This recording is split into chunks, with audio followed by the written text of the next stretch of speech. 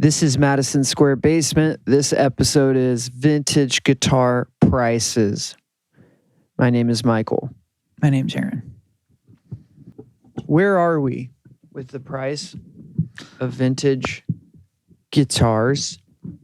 I saw a Les Paul Jr. for $30,000. $30,000 for the little guy. For a single pickup. So let's start by saying, how high can there be a peak for an instrument? How high can a melody maker go? Let's start with there. Will people pay $6,000? How high can it? I mean, Duosonics? Are they $6,000? They're pricey. The mic and mic guitar board or whatever. This Prime model shows its exemplary slab board. I know, and there's like, the funny thing is this is from so recent that there's definitely YouTube videos of guys talking about Duosonics like it's such a cheap way of getting into a guitar that has like a Brazilian rosewood fretboard or something, when they were like $1,200. So you can connect a Brazilian board to anything. I mean, what's your point on that? My point is a Duosonic's a cool, it's what you would call a fun guy. It's like a little guy. Yeah. It's like when people say that guy, those are those guitars. That applies to those guitars. The melody maker, you're in your house and you go, oh, pull me down that guy. Yeah, because I'm kicking back. I just watched or had to make a Max subscription to watch Two Towers. Okay. And it I watched like 45 minutes of it. Okay, I'm going to come back to that later. I was like going into my room. I was going to read a book. You're with a friend and they're like, but don't you have a couple guitars? Let's play a little bit before we leave. And you're like, I don't really want to pop the case on my 57 Les Paul. Yeah, because I do have that right there. But I just changed the strings. Change the strings and we're just going to jam real quick before we go. And you know what's fun that I have? What? A Duosonic. You and your boy goes, oh, you have a Duosonic. Let's go into the room. You do. That part's in fast forward. And he goes, what year is this? And you go, like 50s or something. Yeah, like 50s or something. I don't know. I got it from a weird, funny guy. That's a different story, I'll tell you. And then you're looking and your boy goes, oh, hand me that guy. What's that one? And you're like, dude, the Melody Maker. You didn't know? Yeah. I don't like it as much as the Duosonic, but yeah, I got it for cheap. Yeah, I got it for really cheap. And they're like, how cheap? And you're like, really cheap. And it's mint, because that's how it should be. And it has the original case that's stenciled. Yes, this thing is dead stock and it was very cheap, That story is what those guitars should be. Yeah. Where the action is kind of high, but you're going to live with it because you got a vintage guitar for $400. Yeah, and it is what it is. And come recording time, the Selmer Buzz Tone or the Super Fuzz or the Analog Man Fuzz Face or the thing that makes your guitar sound buzzy and cool, that guitar might even sound weirder or makes better. It. Yeah, or better for certain stuff, which those guitars definitely can. I mean, Duosonics, that pickup is so low output. Yeah. DI, those are great. So there's uses for those and they're awesome, but because of the YouTube wasteland of a line, YouTube is a wasteland line crossing the border into Tijuana where people are selling you stuff and they're all like, I'm Matt. I have an old Gibson. I'm John. I have, that's what these people have become.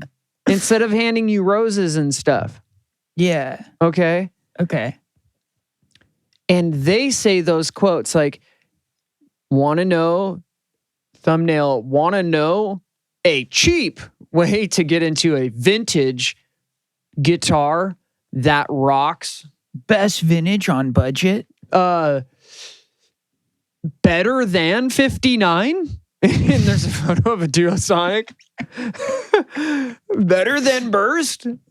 Burst Killer, and it's a Duosonic. Yeah, Burst Killer with the Duosonic. You know, the thumbnail shows a Duosonic, or give me the mock sand, or what's the color of the champagne sand? Desert sand. Desert sand. Give me the Desert Sand 1 pickup. Music Master. Scrap the finish and put a 59 Burst finish on it, and give me a Burst Killer YouTube video. Put a maple top on it? Yes, man. SRV tone on a budget. Yeah. With the Joyo green machine or whatever.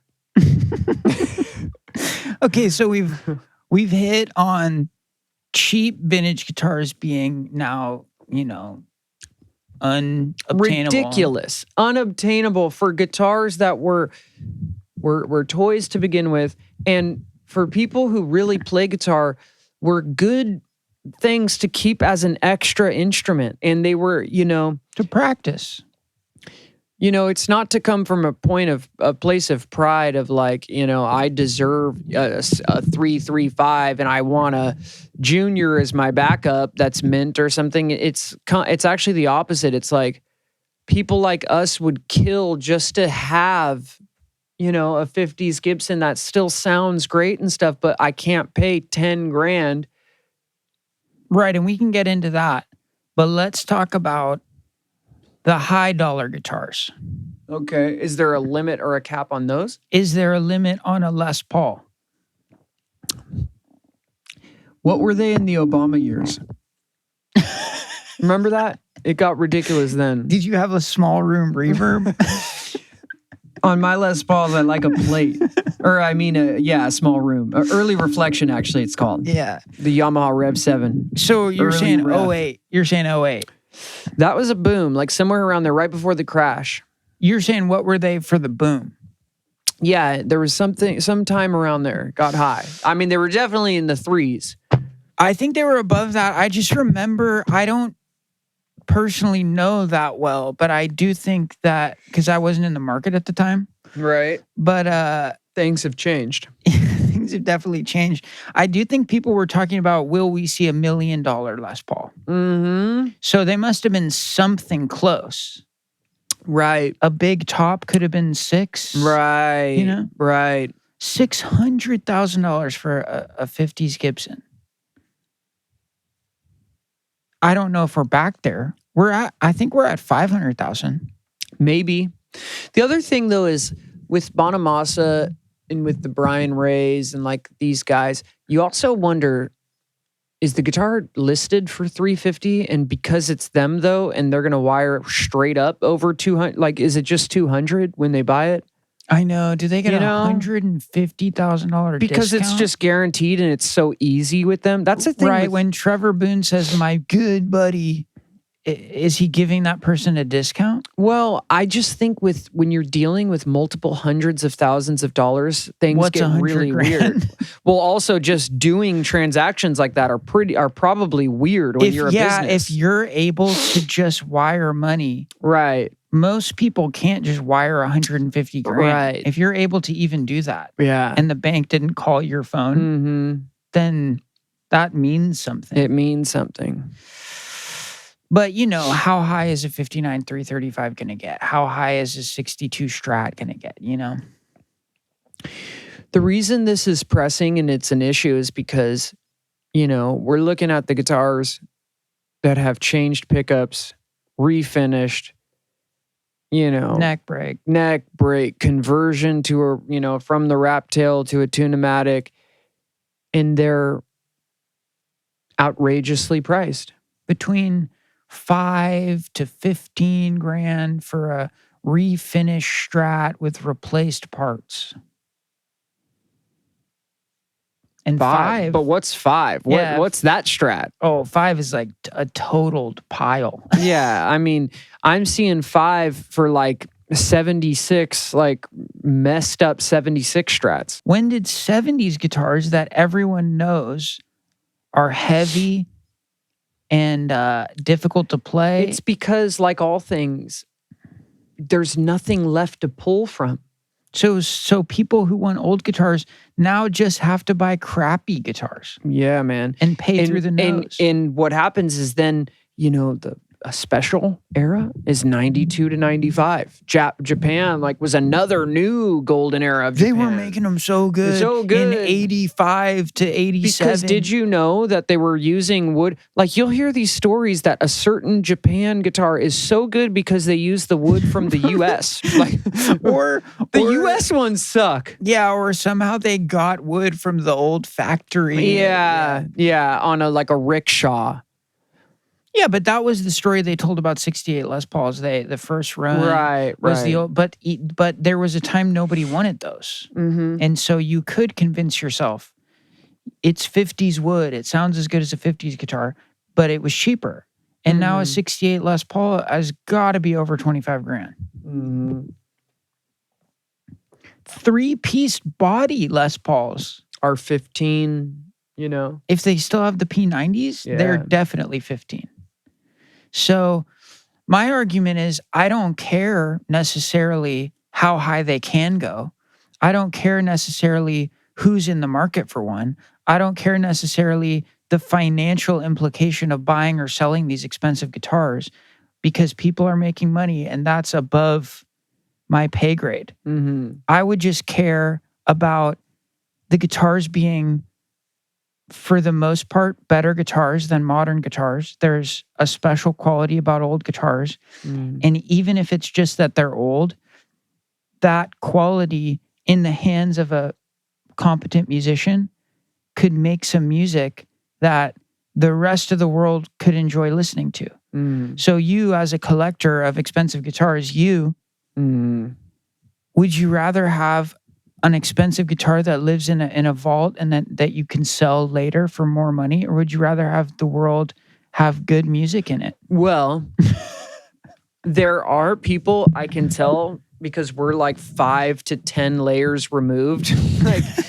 I can tell. I see videos of Billy Strings or Simo or cool people, that there are people out there that have a lot of money and are really kind and generous with their stuff. And they let them use a guitar. That's so cool. And they let them borrow it long term, For years. That's so cool that there's people out there that do stuff like that, because there's nothing wrong with having money and there's nothing wrong with having things or anything. But that is 100% the exception to the rule. Oh, for sure. And it's actually... It's almost even better, to think of that there's people out there that would do that with their money. It's just incredible. It's almost better than you buying it or something. You know what I mean? In a sense, it's way better than you buying it. Well, I mean, not just the money. I just mean in a sense that there's people that are that kind. You know? There's a kindness. Every time you play the guitar, the person's doing you a kindness. Exactly. So every time you pick up that guitar, you're not only inspired by the instrument, you're inspired by the incredible generosity. Yeah. Okay, so I was thinking about it the other day, how cool it would be to have a jazz master. And I thought about what are some price points, where could I look? The thought of going to a music store and playing the Vintage 2 or whatever is just terrifying. What's that price? I don't know. 18? Some to 24. And then you think about, okay, what are vintage ones? Those 59, 60, 61, 62 Jazz Masters are incredible. And those necks are really cool. And they just had a whole thing, man. But I mean, what is the price of 59 Jazz Master right now? 10? Well, when Sonic Youth and all these people got into them, they were the absolute dumpster dive guitars. No one thought they were correct. No one thought they were built correctly. A Strat and a Tele you could just play. A Jazzmaster has all these inconsistencies. You got to change the bridge almost 100%. Sonic Youth is even changing the bridges, and they're putting drumsticks as the bridge and stuff. I got a 63 Lake Placid Blue Jaguar for $1,000, and I'm not that old. That was a cool thing to be able to do for a kid, you know? Is a Jaguar the best guitar? No. Is it the most Fender guitar? No. Is it a cool guitar for people to play? Yeah, it would be cool if you could get something. Well, it's an old guitar that has a lot of style. Has a great feeling neck. Yeah, and it just works, you know, like it's an inspiring instrument. And that's not to say a modern guitar couldn't be an inspiring instrument, but even crappy old guitars are generally much more inspiring. Yeah, man. And then great old guitars is a lifetime of inspiration. Bad new guitars are nothing. They offer really nothing to you. Yeah. Other than like weird technical problems or something, you know?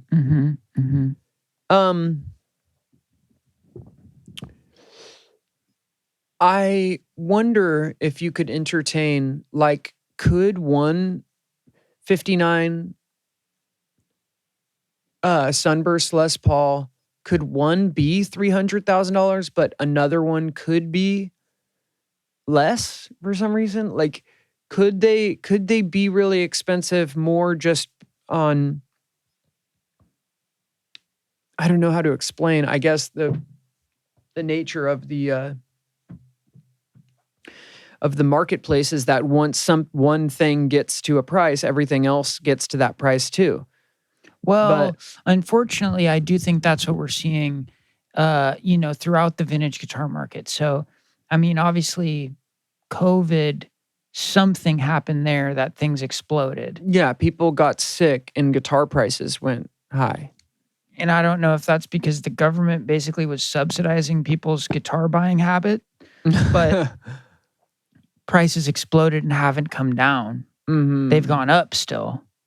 So what you're seeing is, yeah, someone having something posted on Reverb for $5,000, and then another person goes, "Whoa, $5,000! My old guitar is worth that, but mine's a little better. I'm gonna go 55." So again, that's this thing of where if enough people do it, even though it's not real, it becomes real. Because the person then who is looking at the one for $5 is like, "Oh, one just popped up for 55. I should buy this one. That's a deal." So they then solidify that you could, you know, charge $5. And then the funny thing is that little nugget of time is a time where some people are going, "I don't know what happened, but I sold my, you know, crappy guitar for $6,000." Yeah. And now they won't sell for $2,000. And then the thing just snowballs. The person for 55, someone's looking at it and they go, "Mine is a little better. I'm going to list it for $6. Why not?" You know? And then the one for 55 sells because one's up for $6. It's this loop of negative,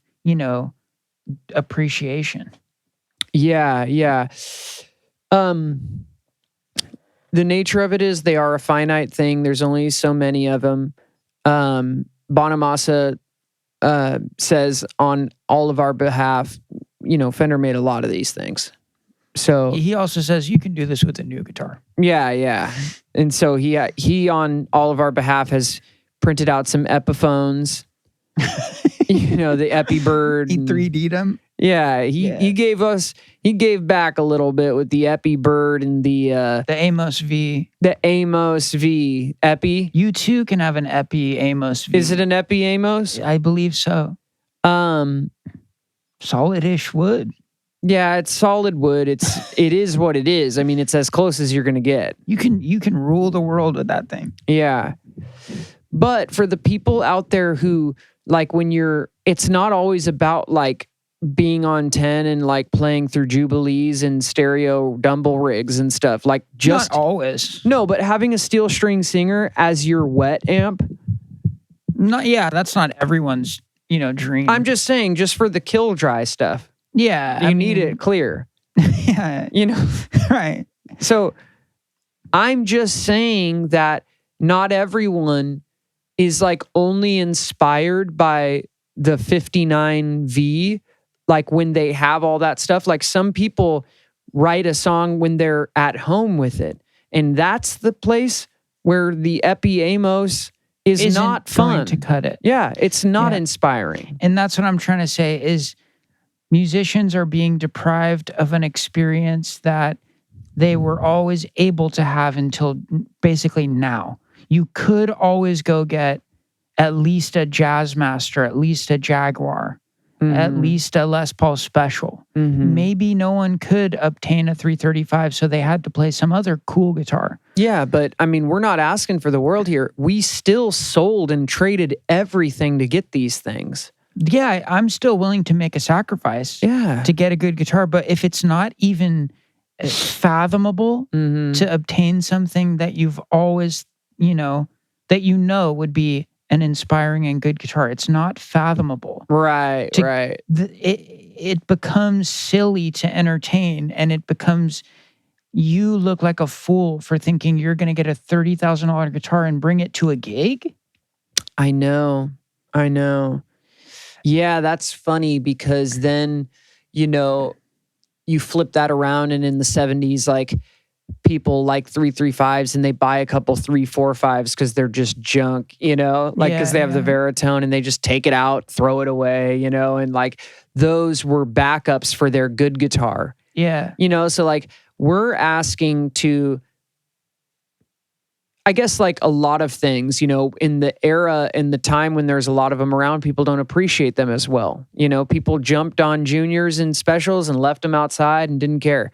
Now we want it. There's less to choose from and people are just picking and scrounging at whatever's left.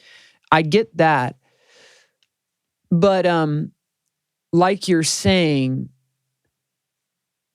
if these instruments will never be able to be had, even if you sold everything and did whatever, what does that mean?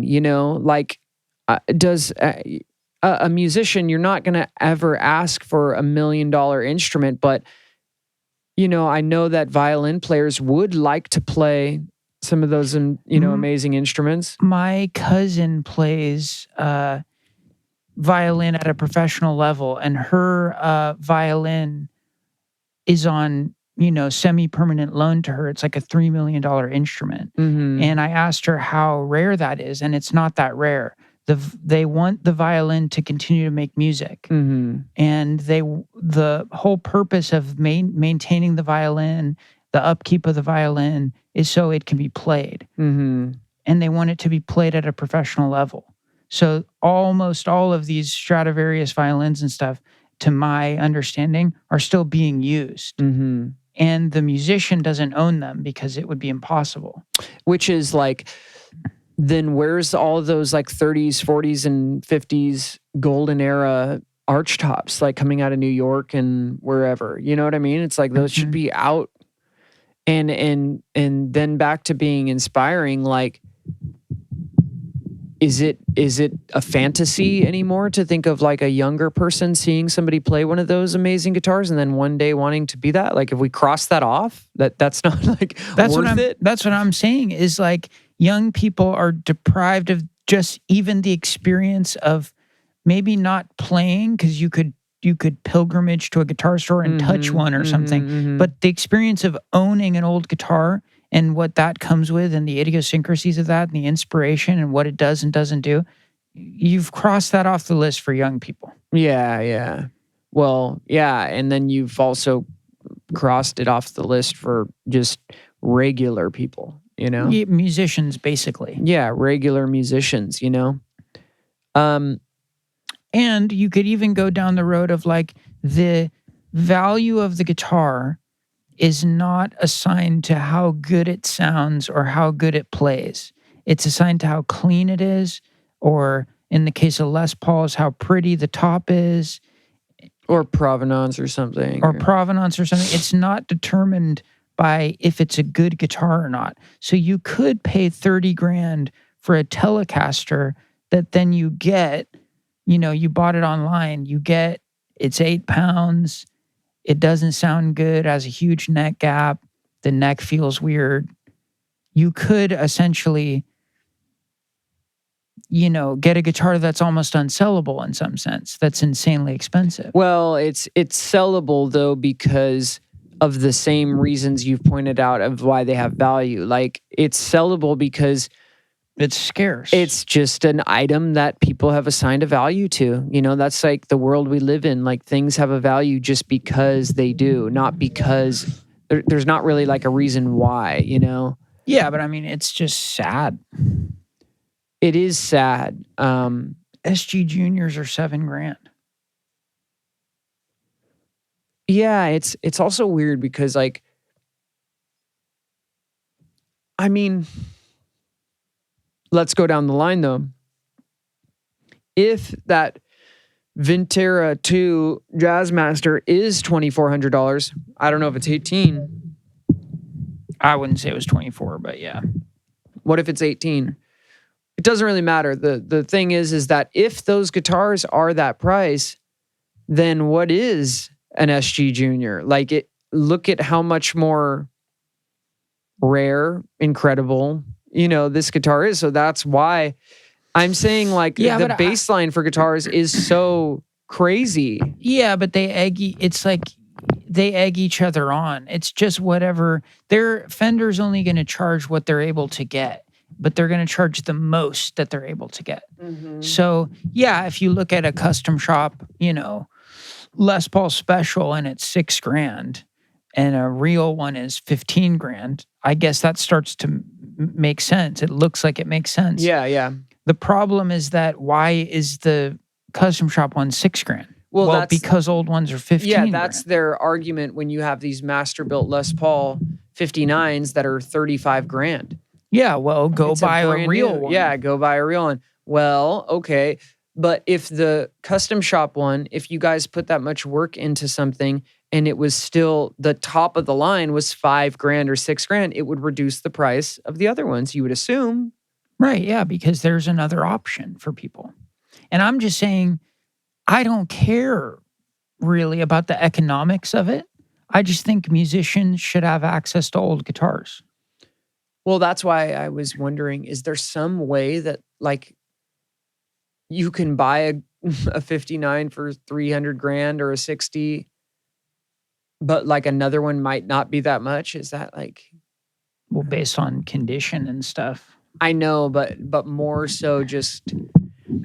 Yeah, I don't know. I guess that would get into more like the loan thing. Like if you're a specific person, they might do something for you. But that's also a part of the problem of vintage guitars today is that because the access to the information about these guitars is so readily available, there isn't a world where there are two 1960 Les Pauls and one costs, $300,000 and one costs $10,000 or even like $100 or something. Because the person's immediately going to know that their guitar's worth $300,000. Yeah. And like no one wants to see somebody, pull their 1960 guitar out and get $10 for it when it's worth. But like, the days of like getting a good deal and all that stuff's all just toast, man. Yeah, and obviously, like you wouldn't want someone to, sell their $300,000 guitar for $10, but if we're talking about like an 80s dot 335, you should be able to go to a pawn shop and find one for $2,000. I know. Come on. But the pawn shop has it for $6,000. Yeah, because it's a 80s dot. Like that, they have the same, their take on it is the same as what you described as it being not having value. And they want to make money, and you can't blame them for charging what people have decided that the guitar's worth. But it's just a cycle that's never ending, Like, where does it end? And it's kind of absurd what has become vintage. 70s guitars, 80s guitars, 90s guitars with chambered bodies are going to be vintage. Yeah, I understand time goes on, and like, if it's been long enough, but like, vintage and like having a value because it's old are two different things, Yeah, I would say vintage doesn't just mean it's old. No, because a 90s standard run guitar is just a big box guitar brand. You know, it's just like, yeah, it was a regular guitar. It's old now. That's all. That's it. It still sucks. It's as still much as regular it ever guitar. sucked. You know, like in the 70s, these older guitars were used guitars. In the 80s, they were still used guitars, you know? So it is what it is. And unfortunately, like a lot of things, it seems like, especially in this country, when during the golden times, like people aren't aware of it and don't care, you know, and kind of just bastardize things and just take it as they go and leave it. And, you know, weren't like real good caretakers of a lot of these things, you know? I mean, yeah, I guess that's interesting because it wasn't that long after they stopped production of the Les Paul that people realized they were really special guitars. Mm-hmm. But it took people a long time to realize they weren't going to make guitars like that anymore. Yeah. They always had faith that like, oh, well, they made them again and they're sunburst, so they got to be good. And then, a couple years later, because time information moved differently back then, so it was like 5 years later before people are realizing, oh, they're not quite right. You know, I mean, hip people knew right away, but the word didn't get out. You know, so yeah, I mean, it is a shame. Things can be so expensive that you just can't use it. And I just wish that the super expensive stuff was like a select type of stuff, you know? Make the super expensive stuff the stuff that is locked away, whatever, you know what I mean? Like have a certain select, group of things that are like, you're going to be a caretaker of this thing and it'll be in a vault and stuff, and it is worth $1 million.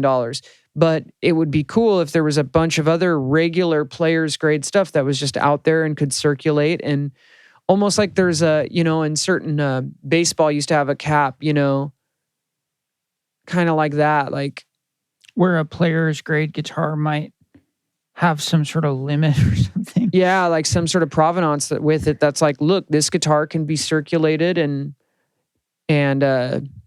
but its cap is this much. It's not designed to make money. It's designed to make music. Make music because it already had a route and it has different pickups now. It is not what it was, I know, and they pick up on anything that is original about the guitar to try and inflate the price of something that with its original board. With its original fingerboard. I'm lucky now that the fingerboard's still there. Well, thank God the fingerboard is there. Thank you. Oh my. Is the body there? Yeah, original body. Original body? You're allowing me the body? I mean, what is the guitar? But I mean, I know you've gone through this experience where you buy something you think is a deal, and then you play the guitar for a number of years, and then just in that short space of time, other people have determined that the guitar now costs more money than you would be ever willing to spend on it. Right. And that you are basically allowed to own. So if the guitar has become inflated to the point where it no longer makes sense for you in your financial and economic situation to own the guitar, that's a sad thing to happen in that short space of time. Exactly. Because you own a guitar for 2 years and other people tell you, you probably shouldn't own this and gig it and stuff. Yep, I know. It's like Adam and Eve becoming aware they're naked. I mean, I played gigs with this guitar and left it behind the amp, And then other people said, 70s P basses are now expensive. Right. That was the thing people would buy to just get an old bass. And and now if you bought that for $500 and now that's worth $3,000, you might be thinking, or six, you might be thinking, I gotta sell it. I can't own this. That's what happened with my guitar. If the guitar is worth $10,000 to $15,000, I am not a person in my life that can have a $10,000 item. I don't own anything like that. But I can comfortably afford a $2,500 player grade old guitar.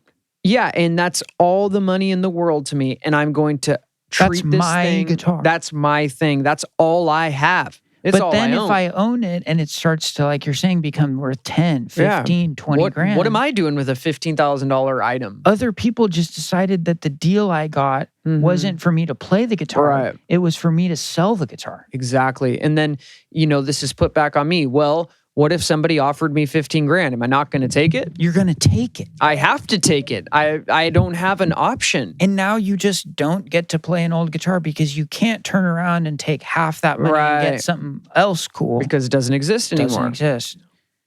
You were scraping the bottom of the barrel at 15. So here's the thing. You just can't be, we're all human. You just can't be given the option. Like, that's why we have to figure out a way where, like, the prices just, you can somehow get one. Because if you give me the option that the guitar is 15, I don't have a choice. Or have the prices be whatever they're going to be. And people who own the guitars should let people make music with them.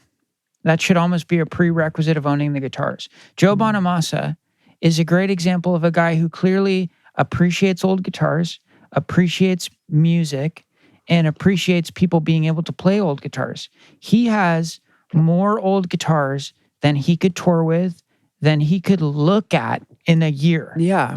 He should let people that he likes, Josh Smith and young guys. I'm sure those guys get a peek at stuff, but they get a peek. But I'm talking about let them make music. There should be a program. Like, some of these guitars should be in studios. Like a conservative. Oh yeah, I mean, that's a great idea. They should be in studios, and that's part of the studio.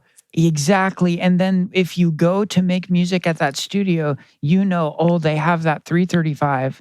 And yeah, man. And not only is that 335 going to be used on some hard rock metal record, but it's going to be used on like a Vampire Weekend tune or something. And also, we all know it's the same thing with a car.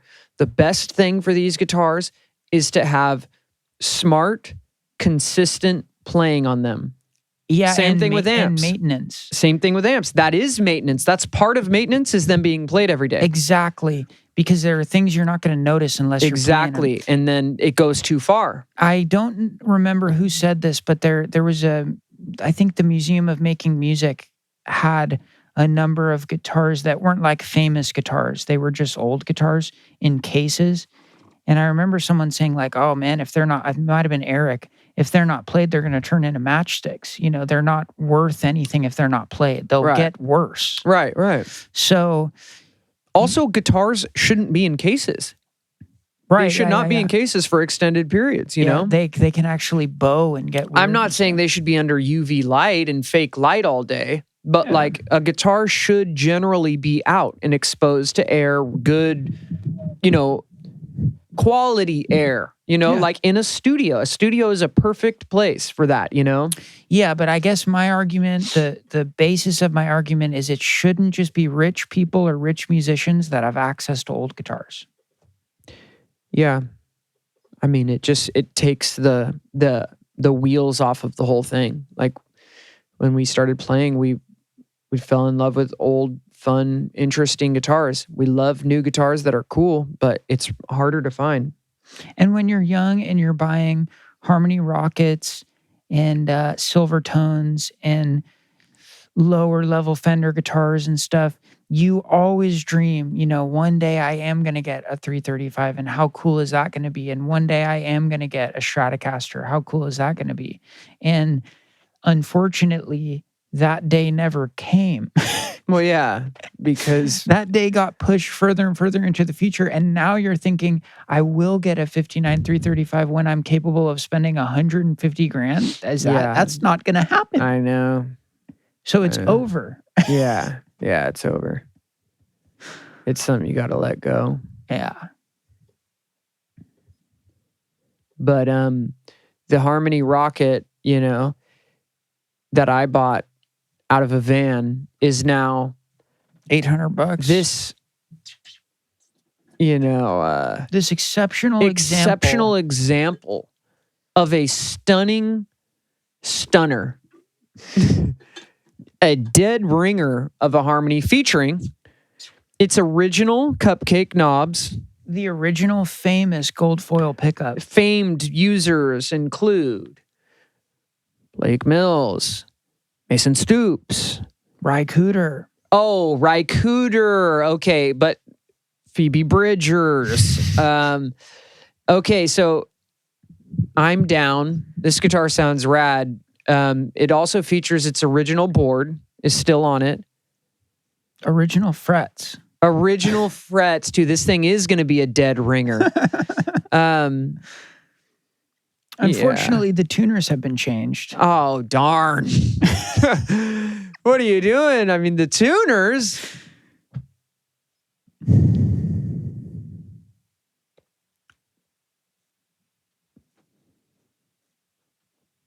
Yeah, and I think the silence speaks to that. It's just an unfortunate situation. It is sad. And there's nothing like good old instruments. Yeah, you can't really fake time. And if the goal the goal collectively as musicians should probably just be to have as much good music happening in the time period you're making music as possible, basically. And if good music happens because people have access to cool instruments, that should be of importance.